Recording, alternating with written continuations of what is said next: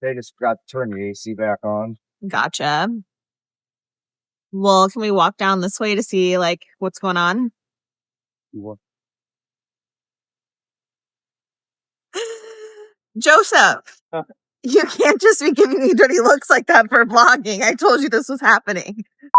Hi, my name is Adriana Ulrich. I am a stepmom of two. I can't figure out where my camera is either. And I've got 3 kids of my own, and my husband and I run a construction business. I don't really know if I've completely lost my mind or if I'm having a quarter life crisis and what is really like pushing me to start vlogging. But I do feel like super compelled because I feel like I am at such a bizarre intersection of life that I'm just hoping maybe 1 or 2 people can relate. And I really just want to show where my business is at and what my real life is like. We are using my little stick thing, which is like so exciting. I haven't figured out how to get it into tripod mode though, so that's fun. The babysitter is gonna be here in like 20 minutes. I've got that doctor's appointment I keep telling you guys about. There's gonna be like a short overlap where Emma is just gonna be here with the kids, but I mean, it should be fine. She's 15. Joe did not really tell me what time he was gonna be needing to be at the first job site, so there's a gap in the communication. He always says he tells me his schedule, and I swear to God, he does not. He does not. So you're spending the day with me now. We're gonna go. I've been seeing a hormone doctor, and it's not that I don't like my PCP. My hormone doctor is like an hour away, so I feel like I still need to have a relationship with my PCP for whenever I just get like sick or I have other issues. But it does feel like his hands are a little tied, like by insurance on what he can and can't do. So just, you know, your friendly reminder, if you are exhausted all the time, that's like not normal and you should look into it. I am getting a coffee quick because I ran out of my stoked iced coffee, and then I'm going to take you guys to our largest job site right now. It's like $1 million project. I think they were cutting concrete. They were doing something like, the limit on my construction knowledge knows no bounds. Like, I am more like behind the scenes working with our marketing gal and like helping like shape our strategy, really business development, just making sure things on a more logistics operations side are working. So like, I don't need to really know too much about construction. So obviously when we have a project of this scale, of this breadth, you know, your girl is not leading the charge, but I still wanted to bring you because I needed to take photos to send them to the clients and the interior designers, because we are going to have a job site visit there in like 2 weeks to kind of make sure the house blends, because we're doing a massive primary suite addition with like her bathroom. It's a 2-level closet, like hashtag goals. She is the real life Carrie Bradshaw. But the lighting in some of the other places just doesn't really look great. And so it's like, we're already here. Why don't we just have the electrician like put up new lights? And since the wallpaper guy is going to be here, why don't we have him go ahead and, you know, throw up some more wallpaper? So I'll bring you guys along for that piece. So excited.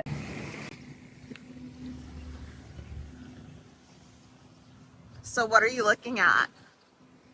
They they tripped the breaker and forgot to redo it. What does that mean? Yeah, it got pretty hot. They just forgot to turn the AC back on. Gotcha. Well, can we walk down this way to see like what's going on?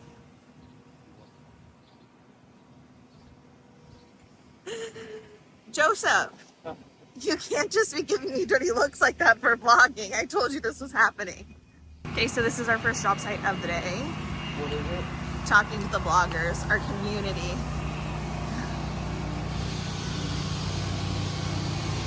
So what they do over here? They had the 410 put in because it was posted and have to come out. This area gets filled in as finished square footage now. So they got to build temporary walls for those points off that, put them back there until we can pour the foundation. That is way louder than I was expecting, but basically he's like cutting up the concrete for something. For something, I couldn't tell you guys what, but you know, it is what it is. Give us a status report. It's going good. It's going good so far. So what is he doing down there with the concrete? We have to cut out we have to cut out for footings, Okay, load bearing holes. because it's gonna be a 2-story. Well, we've got to be able to support the floor. Gotcha.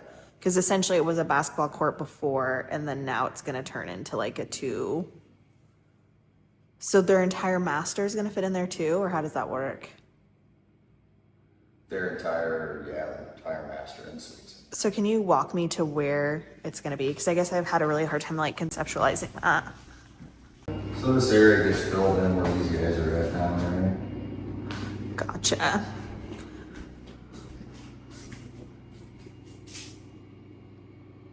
I don't want to be like super creepy, but you know. Okay, so now we're off to the next job site. It's a little, well, it's not little, but I mean, compared to this job, everything else feels little, but it is a basement remodel. I'm obsessed with the slab that she picked. It should be done, framed out. The cabinet guy was over there on Friday, and so I'm just hoping the plumber got over there so we can keep it going. Really love to make sure that these jobs get done as fast as possible without compromising the quality. Having your home under construction is honestly low-key like so annoying, no matter how bad you want that like dream kitchen, no matter how much you want the extra space your basement's gonna give you. It's just super inconvenient. And then with it being summer, they've got 2 teenage boys, so it's not as bad as having little kids, but still, it's like your kids are home, so it just feels like you're that much more cramped and on top of each other. So I just really try to be mindful of that, and try to get out of people's homes as quickly as we can without like, you know, compromising the quality, because I want you in 5 years, 10 years to be obsessed with it still, for everything to stand the test of time and for you to still love it. Every job should produce at least 3 referrals, and 25% of our business is referral based year over year. And so it's really important to me that clients love it, because traditionally they come back for other things and because they tell their friends and their families. One is at this job site right now, which is like not our favorite thing to encounter. So I'm curious, like, I don't know what's going on, but let's go find out.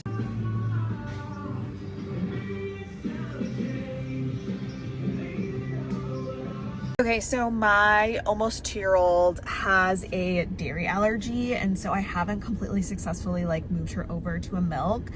We're definitely gonna go the like Ripple pea milk route, but she's not like totally loving it. She does love it the best out of like the almond milk and the oat milk, and I feel like that's like the best choice for us. So I actually have to run down to Whole Foods because for whatever reason they were not listing the formula on the website so I could do delivery. Normally that's what I do from Whole Foods, so I'm gonna actually have to drive down there, which is great. So let's go to Whole Foods now.